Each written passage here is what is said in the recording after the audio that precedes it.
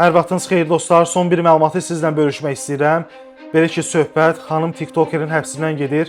Videonu izləməmişdən öncə zəhmət olmasa xəbəri like edin və səhifəni izləməkdə davam edin. Belə ki, sosial şəbəkələrdə cəmiyyətə qarşı hörmətsizlik edən, milli mənəvi dəyərlərə uyğun olmayan, qeyri-etik davranışlar və yayımlar edən daha bir TikToker həbs edilib.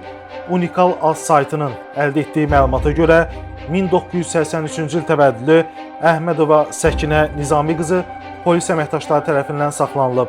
Onun barəsində İnzibati Xətalar Məcəlləsinin 388-1.1.1-ci maddəsi ilə, yəni internet informasiya ehtiyatında və yayılması qadağan edilən informasiyanın yerləşdirilməsi, habelə informasiyanın yerləşdirilməsinin qarşısının alınmaması inzibati xətalar haqqında iş üzrə icraata başlanılaraq toplanmış materiallar baxılması üçün aidiyyəti üzrə Sabunçu rayon məhkəməsinə göndərilib və məhkəmənin yekun qərarına əsasən Səkinə Əhmədova 10 sutkalıq inzibati qaydada həbs edilib.